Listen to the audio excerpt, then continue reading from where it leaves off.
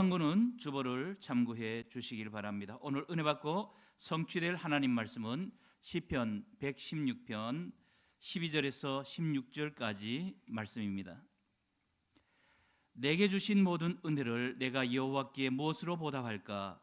내가 구원의 잔을 들고 여호와의 이름을 부르며 여호와의 모든 백성 앞에서 나는 나의 소원을 여호와께 갚으리로다. 그의 경건한 자들의 죽음은 여호와께서 보시기에 귀중한 것이로다. 여호와여, 나는 진실로 주의 종이요 주의 여종의 아들 곧 주의 종이라. 주께서 나의 결박을 푸셨나이다. 아멘. 신앙 고백 드리겠습니다. 주는 그리스도시요 살아계신 하나님의 아들이십니다. 아멘. 오늘 옆에 분과 인사를 나누겠습니다. 하나님이 당신의 결박을 풀어주셨습니다. 보니까 여기 결박된 분들은 한 분도 안 계시네요. 결박을 하나님께서 풀어주셨어요. 오늘 그 믿음 가지고 본문에 있는 말씀 그대로 결박을 풀어주신 하나님이라는 제목으로 하나님 말씀 살펴볼 수 있도록 하겠습니다. 지난 월요일 화요일, 이번 주 월요일 화요일인데요, 갱신과 새로운 시작을 위한 신학 세미나가 대천에 있는 하나콘도에서 진행이 되었습니다. 강사이신 이 서초론 교수님이 강의를 해주셨는데, 이 교수님은 연세가 84세예요. 서서 강의하시기 어려우시니까 앉아서 하시다가 또 일어나서 하시다가 이렇게 강의를 해주셨는데, 총신대학 신학대학원 원장을 역임하셨던 조지신학 교수예요. 1강 때 교수님 말씀하시기를 한국교회가 성도들에게 예수님 믿는 법을 가르쳐주지 못했다 그래요. 예수님 믿는 법을 가르쳐주지 못했다, 그렇게 말씀을 하셨어요. 예수님 믿는 법을 제대로 가르쳐 줘야만이 참된 기쁨의 삶, 정말 행복한 삶을 살 수 있는데 그렇지 못하다는 이야기입니다. 우리는 예수를 믿음으로 말미암아 구원받았죠. 구원받았습니까? 네, 구원받았어요. 이제 구원받은 성도는 구원받은 그 상태로만 생활할 것이 아니라 어떻게 됩니까? 구원받은 하나님의 자녀들은 날마다 구원의 감격과 기쁨 속에서 살아가야 돼요. 그런데 한국 교회가 잘못 가르쳐 준 것이 무엇인가 하면 참된 기쁨의 삶, 구원의 행복을 누리면서 살아가려면 율법을 지킴으로 이 구원의 기쁨을 누려야 한다고 하다 보니까요, 기쁨의 삶과는 관계가 없는 그런 삶을 살 수밖에 없었습니다. 서철원 교수님은 하나님이 우리에게 율법을 주신 것은, 하나님이 이스라엘 백성에게 율법을 주신 것은 율법을 잘 지켜가지고 구원받아라, 그래서 율법을 주신 것이 아니다.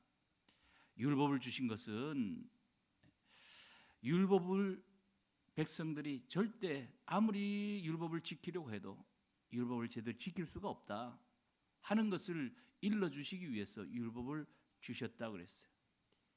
그래서 이 율법을 대신하는, 율법을 지켜서 구원받는 것이 아닌 창세기 3장 15절에 여자의 후손 되시는 예수 그리스도를 하나님께서 보내주셔서 그 예수 그리스도를 믿음으로 말미암아 구원받게 해 주신 것입니다.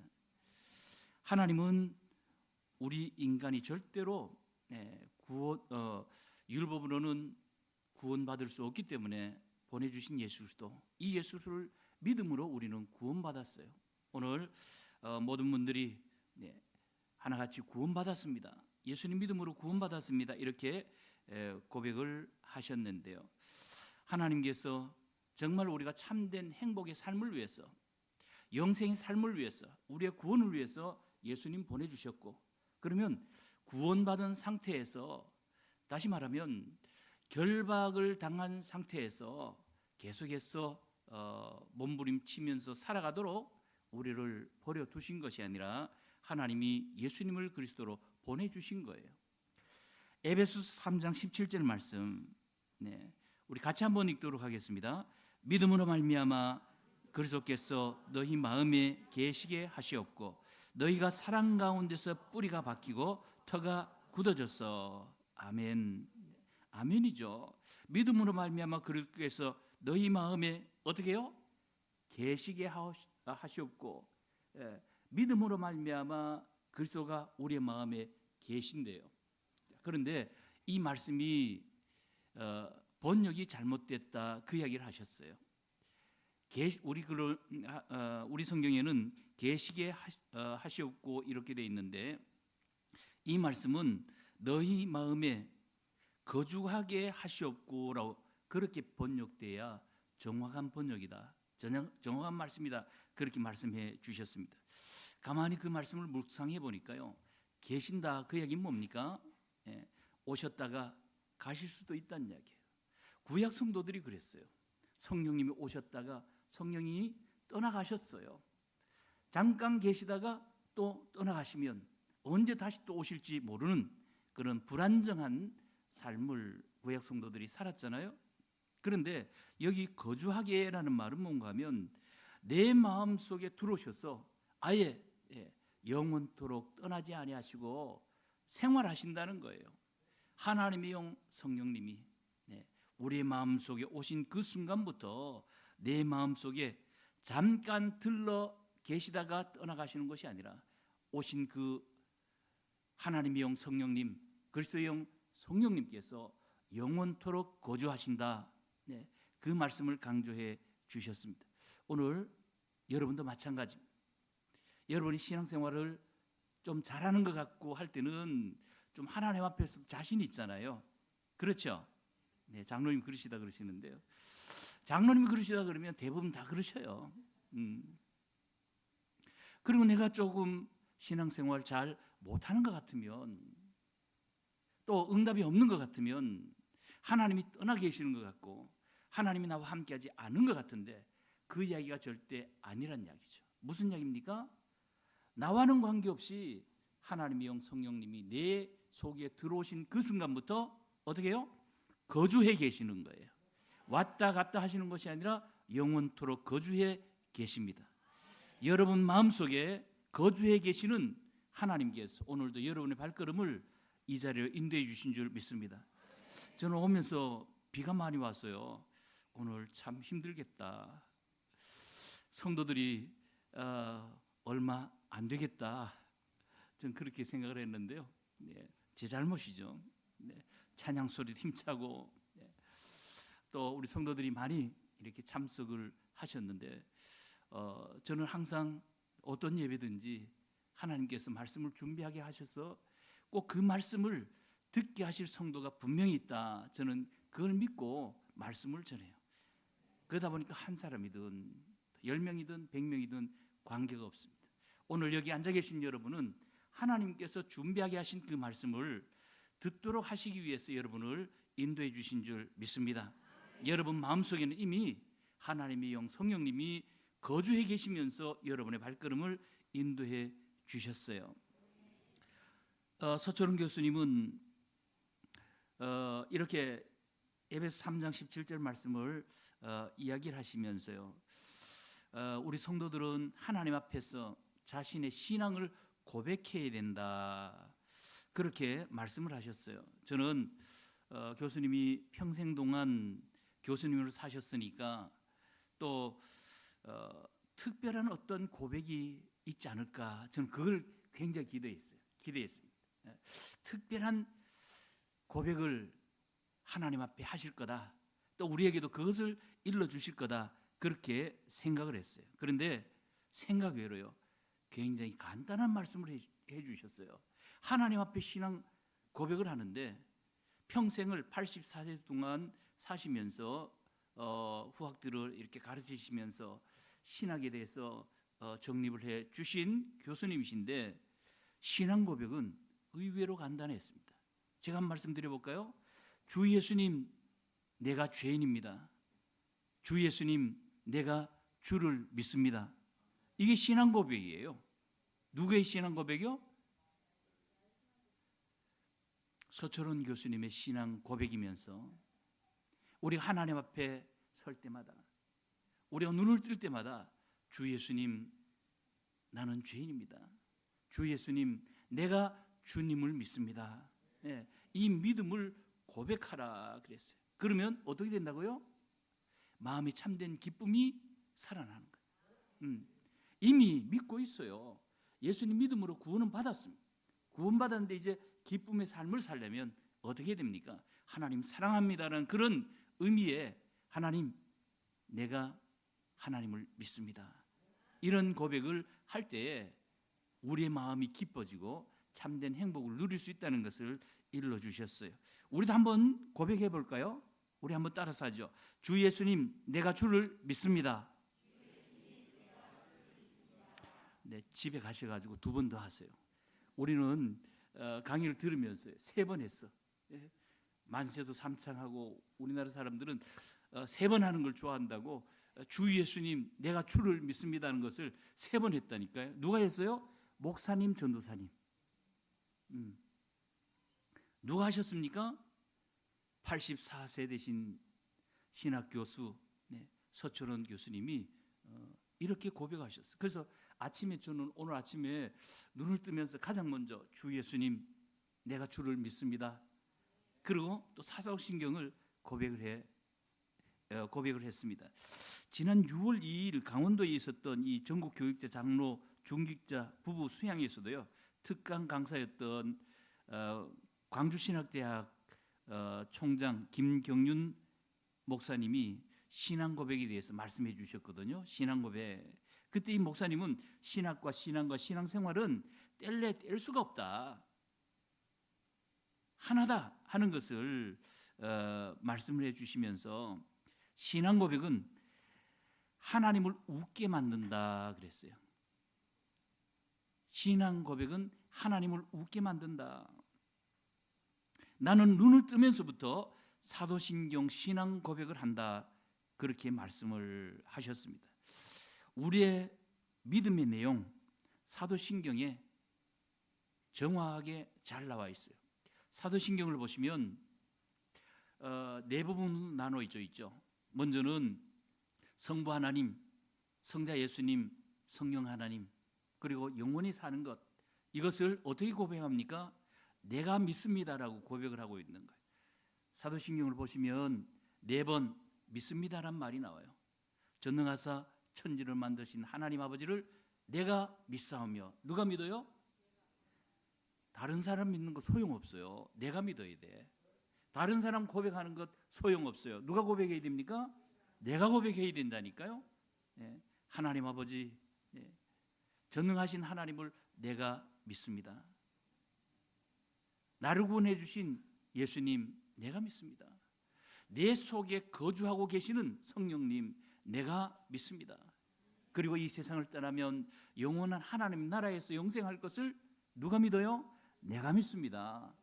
그래서 하나님 앞에 우리 서천원 교수님이 일러주신 대로 내가 주님을 믿습니다. 또 김경윤 목사님이 말씀하신 대로 사도신경 신앙 고백. 나는 이분들은 뭐 오랜 동안 교수 생활하시고 오랜 동안 또 목회를 하셨고 하셨기 때문에 특별한 어떤 고백, 특별한 뭐가 있지 않을까 그런 생각을 했습니다만 절대 그렇지 않았습니다. 오늘 여러분도 마찬가지입니다. 저도 그렇고 여러분도 하나님 앞에서요, 나의 신앙을 고백을 할 때 하나님께서 어떻게 되신다고요? 하나님을 웃게 만든다. 뭐 할 때? 신앙 고백할 때. 하나님 앞에서 믿음의 고백을 할 때 하나님께서 우리의 믿음 보시고 하나님이 웃으신다, 기뻐하신다. 하나님이 기뻐하신데 우리는 슬플 일이 없잖아요. 믿음의 고백을 했으면 온종일의 삶은 기쁨과 즐거움의 그런 삶이 되어야 됩니다. 그래서 오늘 먼저 우리 귀한 성도들 바른 신앙 고백 가운데서 참된 행복을 누리는 여러분들이 되시기를 바랍니다. 오늘 본문 말씀은 다윗이 압살롬의 이 반역 때에 압살롬과 전쟁을 맞붙을 수도 있었겠지만 그렇지 아니하고 오히려 피하면서요, 여러 가지 공경 가운데서 하나님을 바라보면서 믿음으로 이겨나가는 그런 내용을 또 하나님 앞에서 원하는 소원을 본문에서 담고 있습니다. 그래서 이 본문을 적용한 그 저자는 표기가 되어 있지 않지만은 다윗의 저작이 아닌가 그렇게들 생각을 하고 있습니다. 전반부에는 보면 이스라엘 백성의 부르짖음에 응답하시는 하나님을 찬양하고 있고요. 그리고 뒷부분에서는 하나님이 베푸신 은혜에 대해서 서원을 갖겠다는 그런 다짐을 하는 내용을 담고 있습니다. 한마디로 은혜 받은 사람의 모습이죠. 은혜 받은 사람, 공경이 처할 때 자신의 힘으로 문제를 해결하려고 하지 아니하고 하나님께 맡기고 하나님께서 또 응답해 주시고 은혜 주신 것, 그것을 감사하면서요, 그 은혜를 하나님 앞에 갖고자 하는 그런 마음의 삶, 이것을 우리에게 보여주고 있습니다. 오늘 말씀을 통해서요, 결박을 풀어주신 하나님에 대한 신앙을 고백하고 응답을 누리시기를 예수 그리스도의 이름으로 축복합니다. 자, 그러면 첫 번째로 기도를 들어주시는 하나님입니다. 오늘 본문 16절 말씀입니다. 여호와여, 나는 진실로 주의 종이요 주의 여종의 아들 곧 주의 종이라. 주께서 나의 결박을 푸셨나이다. 주께서 나의 결박을 푸셨나이다.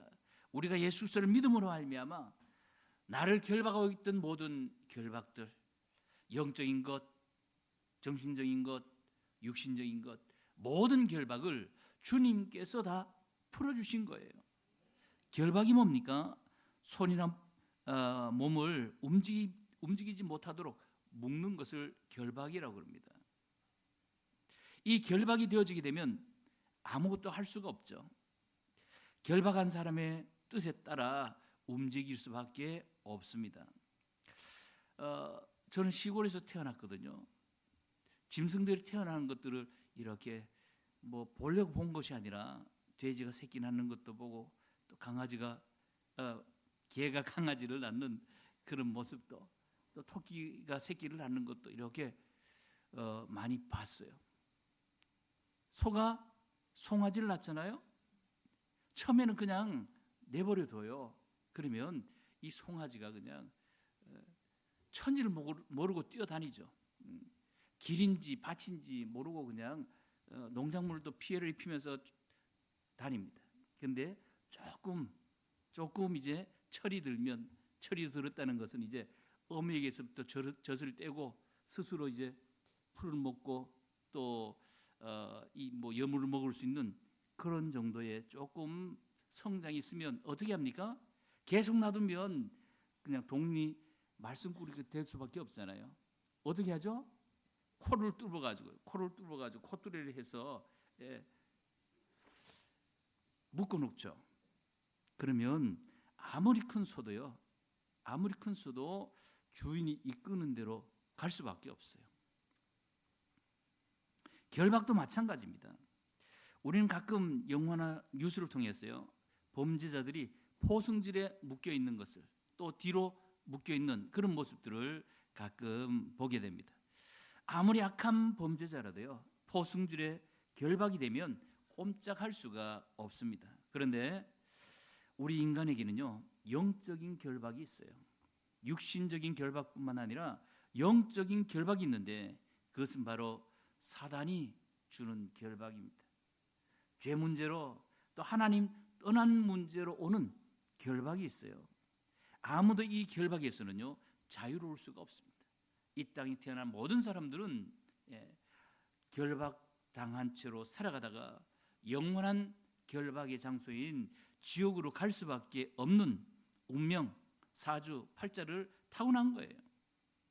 하지만 이 결박에서 우리를 자유롭게 해방시켜 주신 분이 바로 예수 그리스도입니다. 그리스도가 우리의 결박을 풀어주셨기 때문에 우리는 영적으로 하나님 앞에서 자유로운 삶을 살면서요, 더 이상 슬픔과 애통하는 삶이 아니라 참된 기쁨과 행복한 삶을 살 수 있게 된 거예요. 그러면 우리가 살면서 정말 나는 이것이 힘들다고 하는 그 결박의 내용들이 무엇입니까? 성경에 보니까요, 이삭은 경제 문제, 먹고 사는 문제가 힘들었어요. 이삭에게 어느 날 이 흉년의 때가 찾아온 거예요.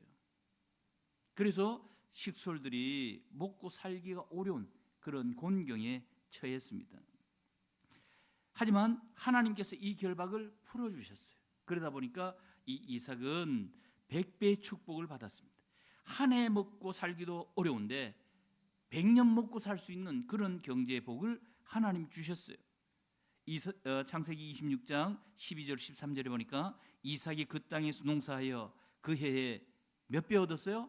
100배나 얻었고 여호와께서 복을 주심으로 그 사람이 장대하고 왕성하여 마침내 거부가 되어. 자, 여기에서 중요한 말씀이 뭡니까? 가장 중요한 말씀이 뭐죠? 우리 후대들이 그냥 예배에 참석을 했는데요.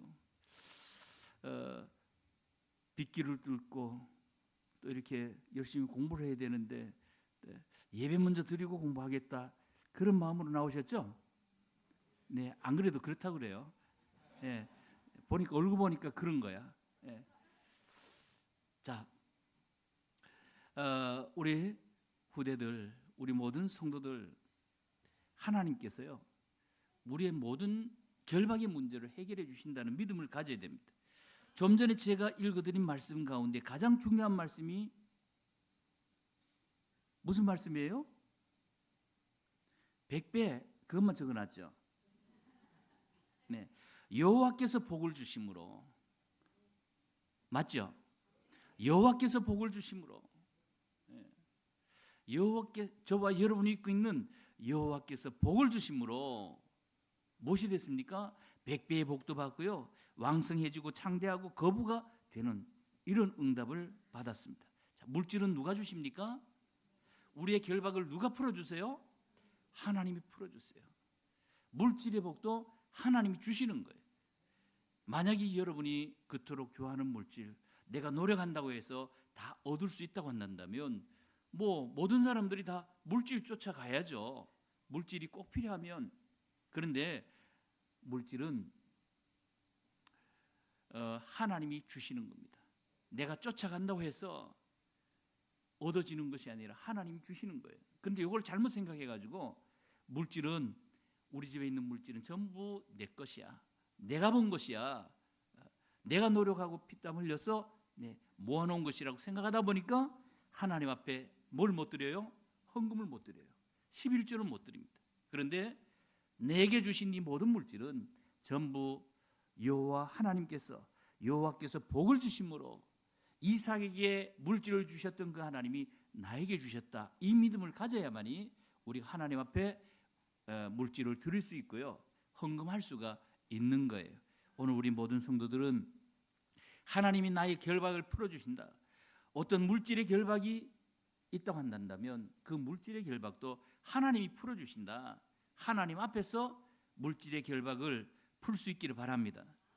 바울 같은 경우에는요, 종교 문제에 빠져 있었어요.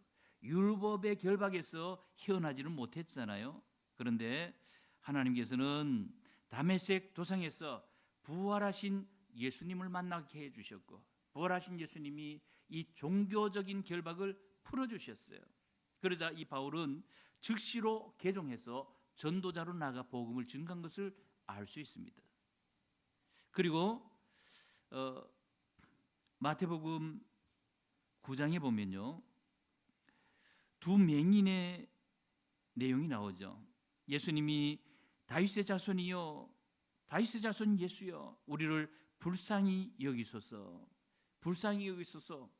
오늘 말씀으로 이렇게 대입시켜서 생각을 하면요, 우리의 결박을 풀어주세요.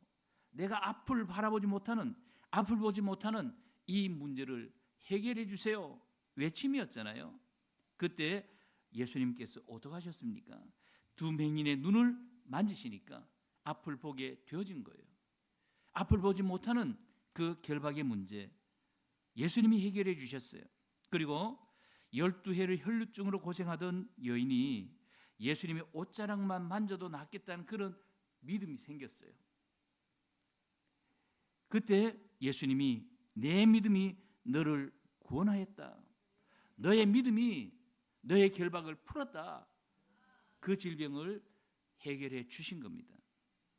사도행전 16장을 보면요, 귀신 들린 어린 여종이 점을 쳐서 주인들을 이롭게 하는 그런 내용이 나옵니다. 그런데 여기에서 바울이 그 여종에게서 귀신을 쫓아냈어요. 귀신을 쫓아낸 걸 어떻게 할 수 있느냐? 어떻게 할 수 있죠? 귀신을 쫓아내기 전에는요, 점괘가 엄청 잘 나왔어요. 그래서 주인들을 이롭게 한 거예요.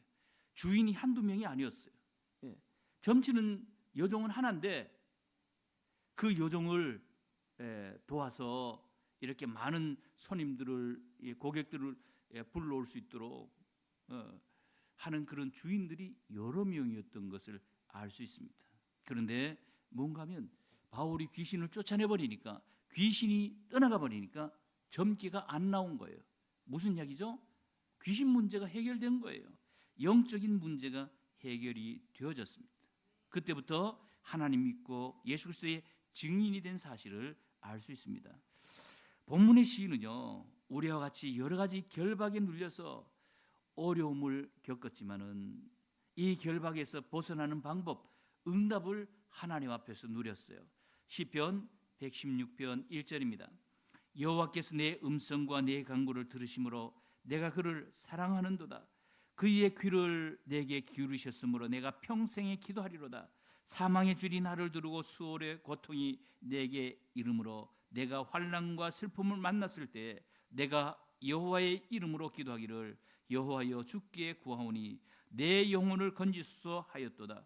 여호와는 은혜로우시며 의로우시며 우리 하나님은 긍휼이 많으시도다. 아멘. 오늘 여러분도 꼭 기억하시길 바랍니다. 무엇을 기억해야 됩니까? 여호와는 우리의 음성과 간구를 들으십니다. 우리의 기도를 들으시는 하나님이세요. 우리의 기도를 들으시고 어떻게 하십니까? 우리의 결박의 문제를 해결해 주시는 분입니다. 어떤 결박의 문제가 있다고 하더라도요, 그 결박의 문제를 해결해 주실 수 있는 분이 바로 전능하신 하나님 아버지입니다. 우리는 하나님 앞에 내게 어떤 문제가 있든지 그 결박의 문제를 가지고 기도하기만 하면 되어져요. 여러분이 분명히 전능하신 하나님을, 예수가 글 쓰신 사실을, 나와 함께 거주하시는 그 성령을 믿는다고 한다면 하나님 앞에 그 믿음 가지고 기도하시면 된다니까요. 기도하시면 하나님이 우리의 기도를 들어주시고 응답해 주십니다. 본문에 뭐라고 그랬죠?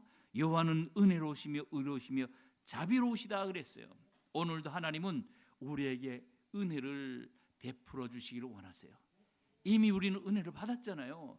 구원받은 것, 엄청난 큰 은혜를 받은 거예요. 그런데 은혜 위에 더 큰 은혜를 계속해서 지속적으로 베풀어 주시기를 하나님이 원하십니다. 6절에 보니까 내가 어렸을 때 나를 구원하셨도다. 내가 어려울 때 나를 구원하셨도다. 우리가 어려울 때, 내가 결박을 당하고 고통을 느끼고 있을 때 하나님께서 나의 결박을 풀어주시고 나를 건져주신다, 구원하신다는 것을 확신하고 있습니다. 그 믿음과 확신 가운데 하나님 앞에 나가서 기도하고 응답을 받은 것을 알 수 있어요. 오늘도 주변의 문제가 나를 결박하고 하려고 해도 나의 기도를 들으시는 그 하나님께서 분명히 응답해 주실 줄 믿고 하나님 앞에 기도하고 응답 누리는 모든 성도들 되시기를 축복합니다. 두 번째입니다. 환난에서 건지시는 하나님입니다.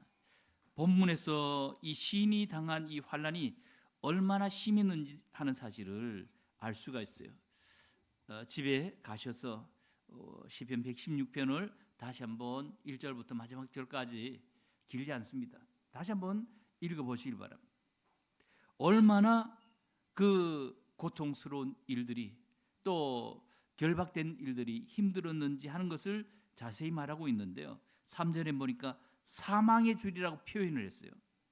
또 음부의 고통, 8절에서는 사망, 눈물, 넘어짐, 10절에서는 큰 곤란, 15절에서는 죽음, 16절에서는 결박 등으로 표현하고 있습니다. 이것을 보면은 이 시인이 당한 이 환난이 얼마나 극심했는가 하는 것을 알 수가 있습니다. 더욱이 이 고통들은요, 단순한 고통이 아니었어요. 거의 삶과 죽음을 넘나드는 그런 심각한 생과 사의 문제였습니다. 이런 엄청난 위기에서 주님께서는 시인을 구원해 주셨습니다. 그 환난 가운데서 건져 주신 것을 말해주고 있어요. 본문 8절입니다. 주께서 내 영혼을 사망에서 내 눈을 눈물에서 내 발을 넘어짐에서 건지셨나이다. 아멘. 엄청난 고백이에요. 시인은 문제와 사건을 넘어서는 고백을 하나님 앞에서 했습니다. 문제와 사건이 중요한 것이 아니라 하나님 편에서는 볼 때 하나님 믿느냐 믿지 않느냐, 이것이 중요한 거예요. 하나님께서 나의 이 정말 죽음과 같은 문제, 늘 눈물로 살아야 될 이런 고통 가운데서 나를 건져주셨습니다. 건져주실 줄 믿습니다. 이런 믿음을 가졌습니다. 오늘 저와 여러분도요, 이런 고백을 할 때, 이런 믿음을 가질 때 하나님이 기뻐하신다는 것을 다시 한번 기억하시길 바랍니다. 오늘 여기 본문의 시편 기자는 이 사실을 알았어요. 그래서 하나님 앞에 믿음으로 정말 전능하신 하나님, 나의 문제를 해결해 주실 수 있는 하나님, 그 하나님을 믿는 믿음의 고백을 하면서 기도하고 또 사정을 아린 것을 알 수 있어요. 저는 우리 교회에 오기 전까지 엄청난 그 환난 또 어려움을 나름대로 겪었습니다. 제 입장에서 볼 때 엄청나죠. 여러분 입장에서 여러분이 겪는 고난도 또 환난도 엄청난 그런 일들이 많이 있을 줄 압니다. 하나님은 아내의 건강 문제로 말을 못하고 오른쪽 수족을 못 쓰고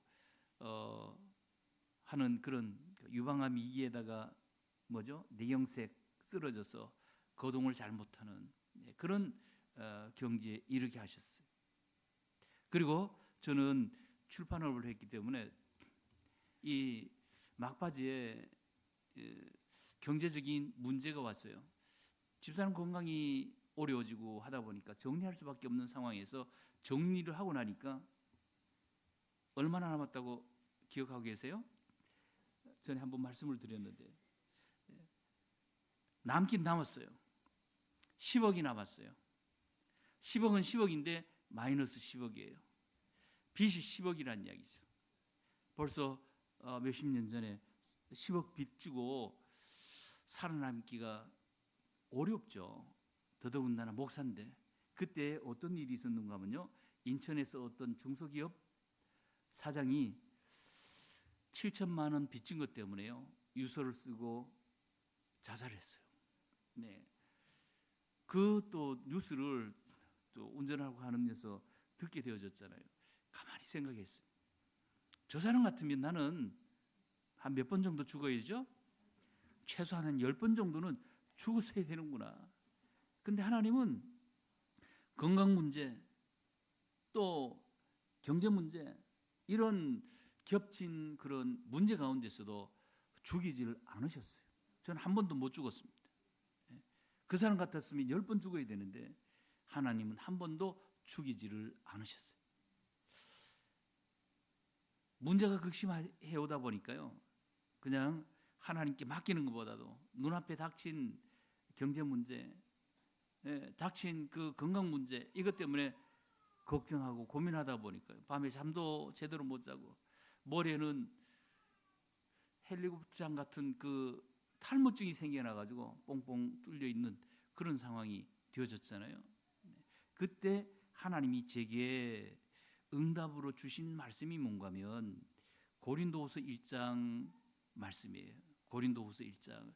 혹시 어려움을 겪고 있는 성도들, 왜 내게 하나님 이런 문제를 주셨을까 하는 그런 분들이 있으면요, 고린도 후서 1장입니다. 한번 읽어보시길 바랍니다. 고린도후서 1장 3절입니다. 찬송하리로다 그는 우리 주 예수 그리스도의 하나님이시요 자비의 아버지시요 모든 위로의 하나님이시며 우리의 모든 환난 중에서 우리를 위로하사 우리로 하여금 하나님께 받는 위로로서 모든 환난 중에 있는 자들을 능히 위로하게 하시는 이시로다. 아멘. 네, 그 이후 9절까지 쭉 말씀을 하고 있는데요. 여기에서 가장 두드러진 말씀이 뭔가 하면 위로라는 말씀입니다. 3절에서 9절까지 위로라는 말이 10번 이렇게 나오잖아요. 우리가 믿는 하나님은 어떤 분이냐? 위로의 하나님이다. 당시에 이 바울은 많은 어려움과 곤경을 겪었어요. 환난을 겪었습니다. 그런 가운데서 바울에게 주신 응답이 뭔가 하면 나는 위로의 하나님이다. 네가 그만큼 많은 어려움과 역경을 고난을 겪고 있느냐? 나는 너에게 위로해 주기를 원한다. 또 한 가지 더, 네가 위로를 받은 만큼 또 다른 사람에게 위로해라. 바울은 엄청난 고난을 받았잖아요. 전에 성경에 보니까요, 마음의 사형 선고를 받은 것 같다 그랬어요. 표현을 그렇게 했어요. 얼마나 고통스러웠으면 마음의 사형 선고를 받은 것 같다. 마치 사형수가 한 시간 한 시간 하루하루 살아가는 것 같은 그런 고통을 안고 살아간다. 그렇게 표현했겠어요. 그러나 하나님은 이 바울과 함께 하셨습니다. 힘에 겹도록 심한 고난, 살 소망까지 끊어지고 또 오직 죽은 자를 자신이 사형 선고를 받은 줄 알았으니 마음의 사형 선고를 받은 것처럼 이런 극심한 고난 가운데 있었지만 하나님께서는 오직 하나님만 의지하도록, 마지막 9절에 뭐라고 했습니까? 오직 죽은 자를 다시 살리시는 하나님만 의지하게 하려 하심이라. 오직 하나님만 의지하도록 바울에게 이런 고난을 주신 거예요. 바울에게는 엄청난 능력들이 많이 있었어요. 하나님을 의지하지 않고도요 얼마든지 잘 살 수 있는 그런 인물이었다니까요. 그런데 하나님께서는 그것 의지하지 말고 오직 하나님만 의지하면서 주 예수님, 내가 주를 믿습니다. 그 믿음 고백 속에 살아가도록 하시기 위해서 이렇게 바울을 인도하시고 세워주셨어요. 저도 이 말씀을 읽으면서 하나님이 나를 세우시기 위해서이구나. 나를 세우기 위해서 아내에게 건강 문제, 나를 세우기 위해서 경제적인 문제를 주셨구나. 하나님은 죽이시기 위해서 뭐 건강 문제 주셨으면 벌써 30년 전에 집사람은 하나님 나라 먼저 가 있어야 되는데 지금도 여기 와 있어요. 증인으로 와 있습니다. 경제 문제 때문에 자살했어야 될 것 같으면 뭐 10번 이상 저는 죽었었고 저도 세상에 있지 않아야 되는데 하나님은 반전의 은혜를 주셨고요.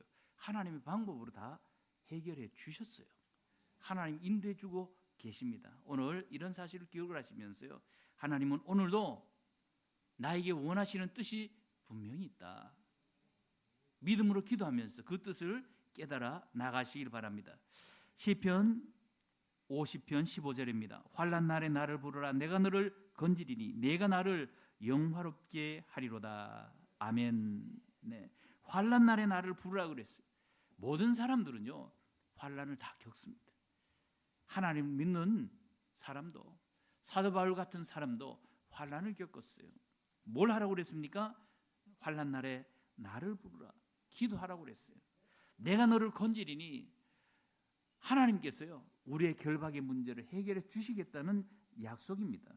그리고 내가 나를 영화롭게 하리로다. 오늘 우리의 본문은 하나님께서 해결해 주신 이 결박의 은혜를 누리면서요 하나님께 영광 돌리며 살아가는 것, 이게 하나님의 뜻입니다. 그런데 어떤 분들은 왜 하나님이 내게 응답하지 않는지 모르겠다, 그런 분이 있어요. 하나님은 날마다 시간마다 응답해 주고 계세요. 지금도 응답 중에 계십니다. 그러면 왜 우리가 응답을 받지 못합니까? 이사야서 59장 1절입니다. 여호와의 손이 짧아 구원하지 못하심도 아니요 귀가 둔하여 듣지 못하심도 아니라 오직 너희 죄악이 너희와 너희 하나님 사이를 갈라놓았고 너희 죄가 그의 얼굴을 가려서 너희에게서 듣지 않으시게 함이니라. 무엇이 우리의 이 결박의 문제를 해결하지 못하도록, 환난의 문제를 해결하지 못하도록 갈라놓았다고 했습니까? 오늘 여기 본문에 보니까 죄악 때문이라고 그랬어요. 죄악이 무엇입니까? 하나님 믿지 않고 다른 것 믿고 의지하는 거예요.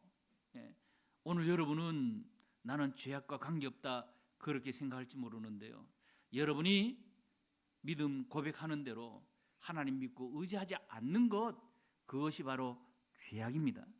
그 죄악 때문에 우리는 하나님의 응답을 불러올 수가 없다는 거예요. 다시 말하면 우리가 정말 살아계신 하나님, 나의 모든 문제를 해결해 주신 그 예수님을 믿으면서요, 믿음의 고백을 하면서 그분 앞에 한 걸음 한 걸음 나아가게 되어지게 되면 하나님의 응답은 바로 여러분의 것이 될 줄 믿습니다. 오늘 본문에 보니까 경건한 자들의 죽음은 여호와께서 보시기에 귀중한 것이로다 그랬습니다.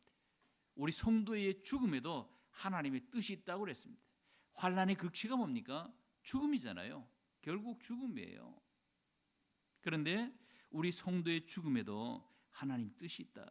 하나님의 지대한 관심이 우리에게 있고, 하나님께서는 우리의 이 죽음도 세밀하게 관여하신다.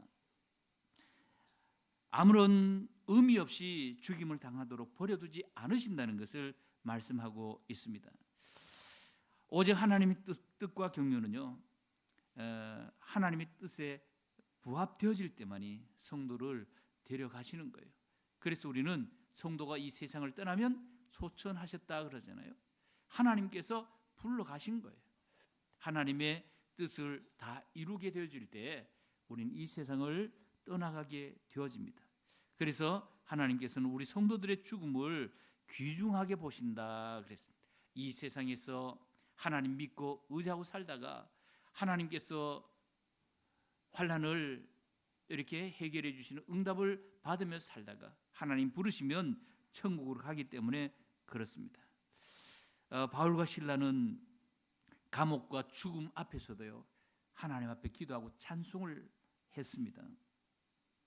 이것은 바로 본문에 나오는 시인과 같은 믿음을 가졌기 때문에, 앞에서 말씀드린 두 교수님들의 그 믿음을 가졌기 때문에, 그 믿음을 고백했기 때문에 참된 평안함으로 감옥 속에서도 찬양할 수가 있었습니다.